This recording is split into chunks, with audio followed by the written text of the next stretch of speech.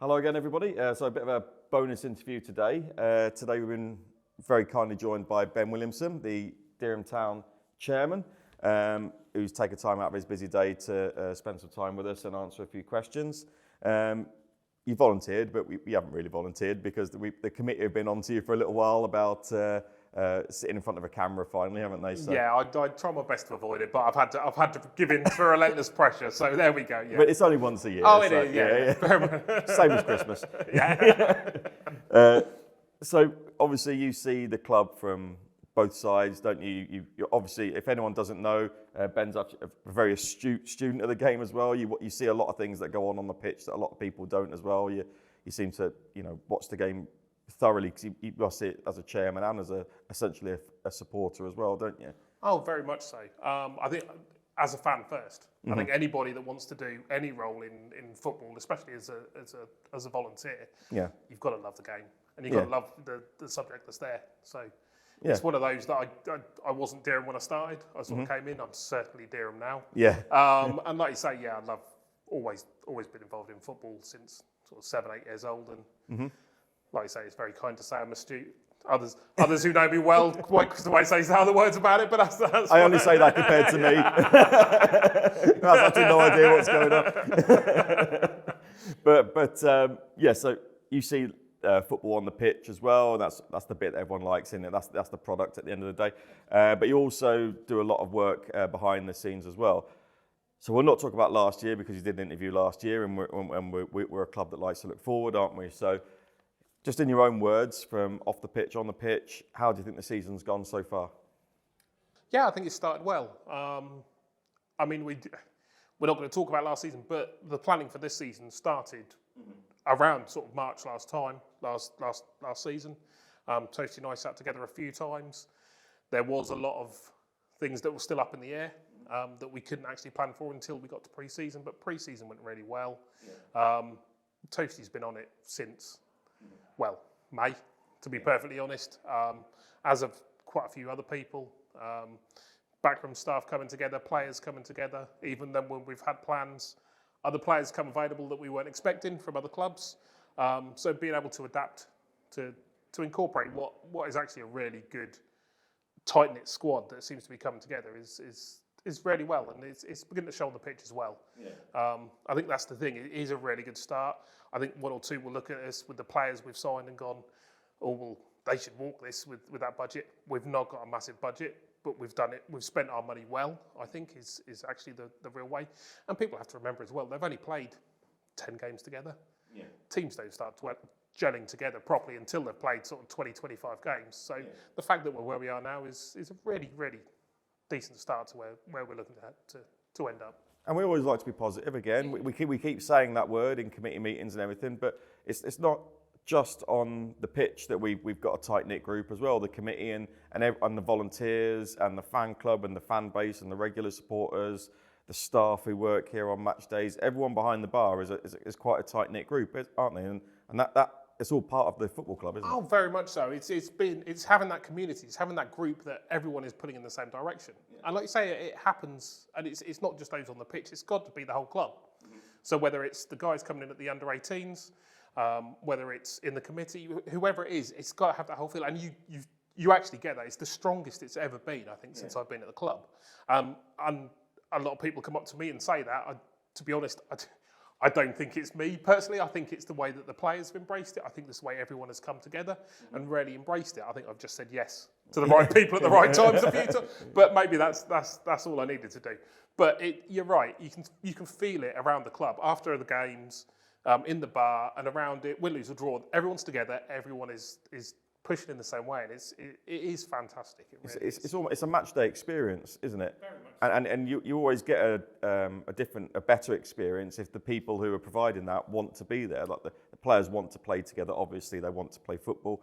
The volunteers and everyone who works behind the scenes, we all want to be here as well, don't we? We're all literally pushing for that community feel. We want the club to be a community club, and we want to pass that message on. And I know certainly when me and you have spoken and the other committee behind the scenes, we always leave those conversations and meetings with that feeling, don't we? That's definitely what you want us to push on and And that's the message you want us to pass on, don't you? Yeah, it's got to be the message of the club as a whole, and everyone is pulling together. It really is fantastic. Yeah. The beers flow.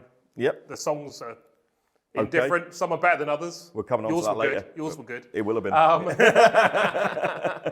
But it's just to have that togetherness and everyone, like you say, in one direction is exactly what it should be. And everyone at the club will be really proud of the direction it's going in at the moment. It's a really nice place to be around. Yeah, and it was reflected actually in pre-season, which is a nice time. Obviously, the players and the management team have a bit of time off, and everyone takes holidays and everything. It must have been nice for you knowing that even off the back of a relegation, I mean, in my time, I've never seen a group of volunteers and committee members coming together and thinking, right, we want to improve this club. So you went away on holiday, came back, and when you came back, everything was painted and turnstiles were done, toilet floors were done, all these little things that people don't see.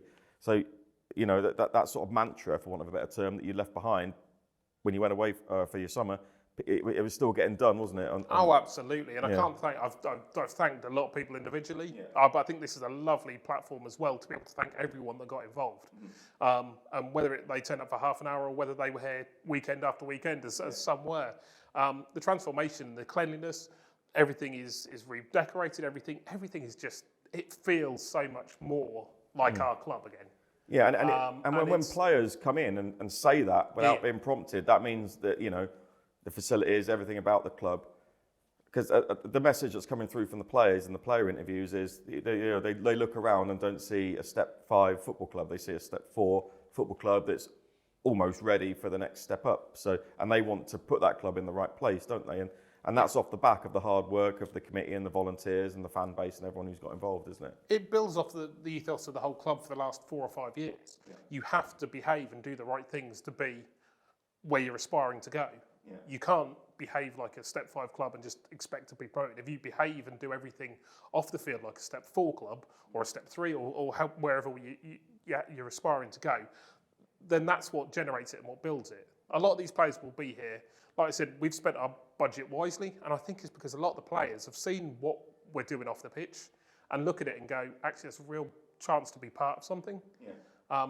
And that's down to what Toasty and the boys are doing around training, what Dale does to get that pitch in a spectacular it looks really good today, doesn't it? Absolutely. Mm-hmm. And after a heavy week as well with rain and 3 games this week on it, and you still go out there and go, wow, it's a carpet out there. And it starts from there. But like I said, it's everything that goes with it. It's the change rooms being done up. It's just the real cleanliness. The guys that go around and are picking up rubbish at the end of a game or before a game. 1 or 2 been out there today, just making sure that the ground is looking exactly as it should do. Yeah. And it's fantastic. I can't, like you say, it goes back to what everyone pulling together. And it's brilliant. And having a media team that allow us to do things like this. They're all right. They're okay. They're all right. They try their best. So my next That's the best they're getting as well. Yeah. You go back to playing on your phone. Well, my next question was going to be for you to pick some positives out from this season, but we've covered quite a lot there, haven't we? Yeah. And I think the overall positive is pretty much the engagement and the relationships that have been formed and the continuity. Do you agree with that? Oh, very much so. That's the biggest thing. The club really come together. We like to go forward. But I think we learned a lot from last season, especially as the season progressed. Yeah. Because actually, what got us through most of it was the coming together of people. Yeah. The fans were brilliant last year, taking 30 away to Hales Owen. There's not many clubs in Norfolk that are going to do that. There wasn't many clubs in the West Midlands. There wasn't many. You're absolutely right. You're absolutely right. But how we conducted ourselves, how the relationships we made with clubs over there, you see it when you'll put things out from the fans' web pages on Twitter. We still get a lot of Hales Owen comments. We do. They enjoy being here. And there's other clubs as well. Yeah, Harbour as well. Exactly. We made some really good friends, and it was because of the attitude and everything that we put together. If we can build on that this year again, it's only going to take us to where we want to go. So that's the positives covered. We mentioned that we are we want to be seen as a community club because we feel we are. We feel that we're open to everybody. Anyone can come here. The doors are open to absolutely anybody who wants to just come and enjoy a match day and feel part of something family friendly, dog friendly now as well. Yep. You know, we include a lot of things just to to spread the word that Dereham is a nice place. Dereham Town Football Club is a nice place to spend a Saturday afternoon, isn't it? Especially when the sun's out on a day like today. And as part of that, community sort of outreach, if you like, we've actually got another initiative ongoing today. We've seen the sad demise of Norwich United, which is a team we're used to seeing around, and and everything else. So I don't know if you wanted to take this time to explain what the club's doing today for Norwich United supporters and any Norwich City fans who want to turn up. Norwich City fans are always welcome as well. But what we've offered is obviously Norwich United. Their first team have resigned from the league. They have several season ticket holders who are now without a club, effectively, or without a team. So, what we want to do is offer to all of them basically the chance to come and watch their football at Alders Park. Like I say, community to me is not just immediately on your doorstep. There's a whole non-league community there, and actually the fans, let's face it, of everything and only a few people will probably know what's really happened. The real people who have lost out are the volunteers of the fans who have lost what they're used to and what they wanted to do. So I think looking after other clubs are doing similar to what we're doing. But to offer them the use of their season ticket for the whole season at Dereham Town, I just feel it's the right thing to do. Yeah, I think it is as well.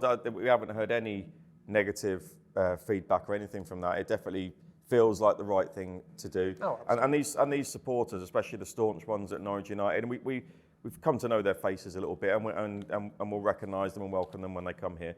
But you don't just lose when something terrible like this happens. You don't just lose your football club. You lose 40 days out of your calendar for the year as well, don't you?